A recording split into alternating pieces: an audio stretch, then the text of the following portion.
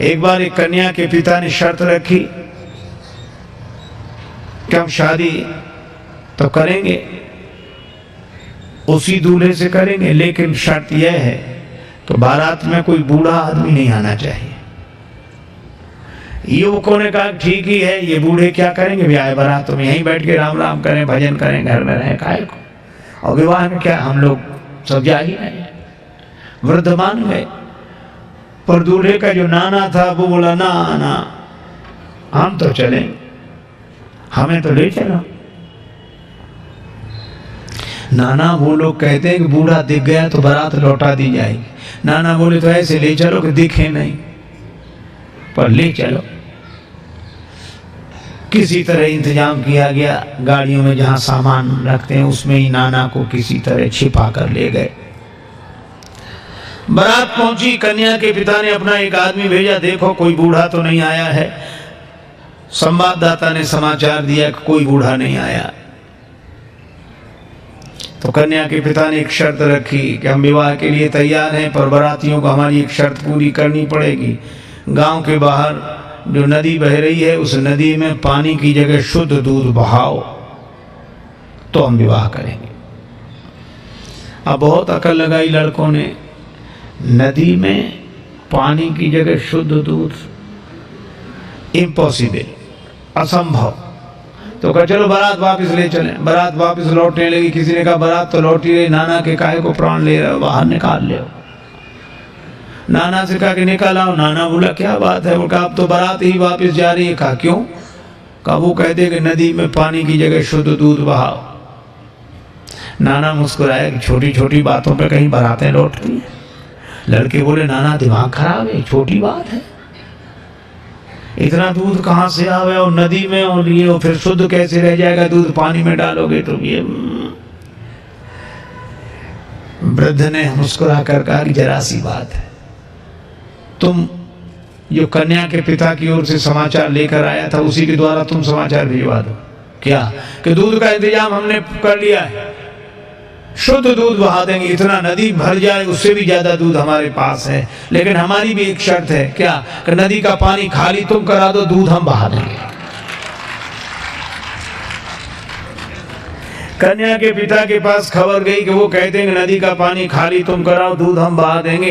कन्या का पिता बोला जरा अच्छी तरह छानबीन करो, बारात में जरूर कोई बूढ़ा आया है, नहीं तो।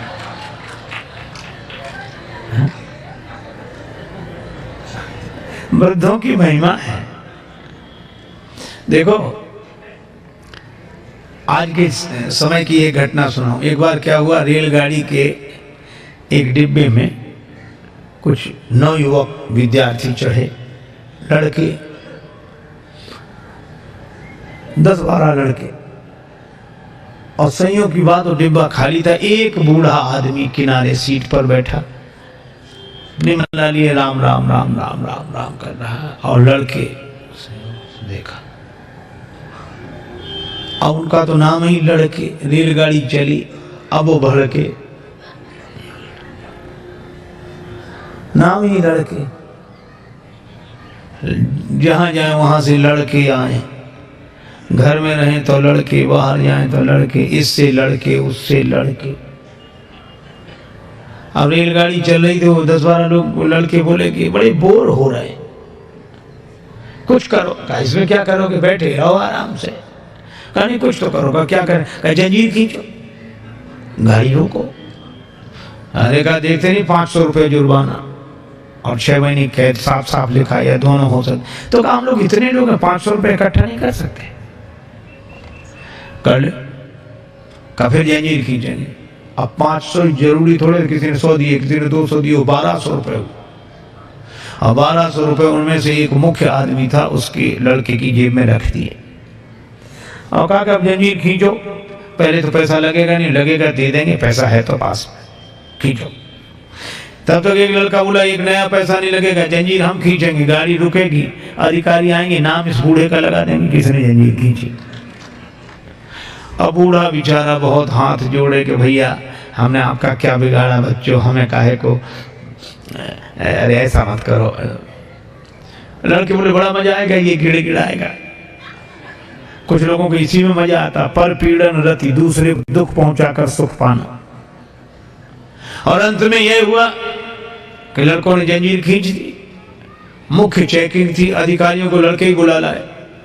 इस बूढ़े ने जंजीर खींची, इस बूढ़े ने जंजीर खींची। अब वृद्ध बड़ा हैरान कि अगर हम कहें भी कि हमने जंजीर नहीं खींची तो मानेगा कौन? ये 10-12 लड़के और सब हमारे बारे में यही कह रहे हैं कि जंजीर खींची। तो उसको भगवान ने ऐसी प्रेरणा दी, अधिकारी ने डांटते हुए कहा, तुम वृद्ध होकर शर्म नहीं लगती, जंजीर क्यों खींची? बूढ़ा था, जंजीर तो खींची पर मजबूरी में खींची। क्या मजबूरी थी? हमारे पास 1200 रुपए थे, इन लड़कों ने छीन लिए, इसकी जेब में रखे। अब तो बूढ़े के सामने ही गिने गए थे रुपए और रखे। अधिकारियों ने जो देखा तो उसकी जेब में रुपए मिले। ईमानदारी का जमाना था, बूढ़े को 1200 रुपए मिले और शाबाशी दी गई कि बड़ा साहस का काम किया, बहादुरी का काम किया। अब लड़के एक दूसरे का मुंह देखेंगे, ये तो हम सोचते ही नहीं थे। वृद्ध को तो 1200 रुपए मिले, लड़के पकड़ गए। अगले स्टेशन पर गाड़ी रुकी तो पुलिस वाले लड़कों को पकड़ के ले जा रहे थे। तो खिड़की के पास से निकले तो बूढ़ा अपनी सफेद दाढ़ी पर हाथ घुमा के बोला, ये बाल ऐसे ही थोड़े सफेद हो गए, बड़े आए थे हमको फंसाने के लिए। तो ये कहानी है, पर ये कहानी भी संकेत देती है कि वृद्ध के पास जो अनुभव होता है वह युवक के पास नहीं होता। ये बात अलग है कि अनुभवी वृद्ध के पास शक्ति, सामर्थ्य, जोश, उत्साह नहीं होता, वो युवक के पास होता है। तो युवक अपने उत्साह का उपयोग वृद्धों के अनुभव के आधार पर समाज, राष्ट्र के निर्माण में करे, यही हनुमंत